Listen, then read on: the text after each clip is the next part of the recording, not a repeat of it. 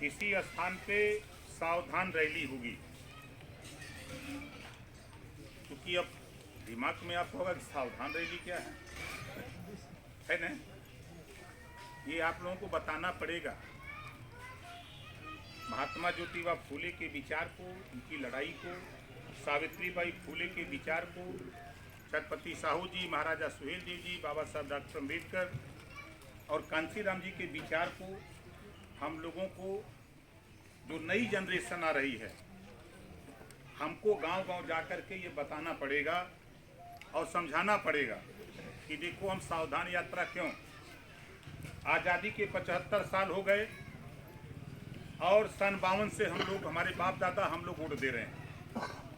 सत्ता में कांग्रेस भी आई, जनता दल आई, जनता पार्टी आई, केंद्र की सरकार बनती रही तमाम पार्टियों की, और प्रदेश में भी सरकार तमाम पार्टियों की बनती रही। बाबा साहब डॉक्टर अम्बेडकर जी ने बड़ा लड़ झगड़ के आज़ादी के पहले 1931 में जातिवार जनगणना 1931 में बाबा साहब डॉक्टर अम्बेडकर जी के अथक प्रयास से 91 साल पहले हुई। संविधान बनाते समय बाबा साहब डॉक्टर अम्बेडकर जी ने संविधान में व्यवस्था दिया कि हर 10 साल पे जातिवार जनगणना होनी चाहिए। संविधान में व्यवस्था दिया। 7 दशक बीत गया, 70 साल बीत गया और नेता लोग खूब भाषण मार रहे हैं कि जातिवार जनगणना होनी चाहिए। तो जब जातिवार जनगणना होनी चाहिए तो जब सत्ता में रहते हो तब जातिवार जनगणना नहीं दिखाई देती है। आज सत्ता से बेदखल हो जाते हो तो जातिवार जनगणना दिखाई देती है। ये सवाल उन नेताओं से करना है जो तेरे बीच में अब घूमने के लिए आवे, टहलने के लिए आवे। सन 52 से हम लोग वोट दे रहे हैं। 2 तरह की शिक्षा है।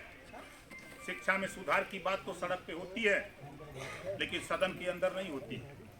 सदन के अंदर क्यों नहीं होती? ये नेता जब सत्ता पा जाते हैं तो ये पागल हो जाते हैं। उदाहरण मैं बता दूं, ओम प्रकाश राजभर सत्ता में गया और आपकी लड़ाई को लेकर के मुख्यमंत्री बना। ओम प्रकाश राजभर मिनिस्टर की लड़ाई 18 महीना मैंने लखनऊ की धरती पे लड़ा।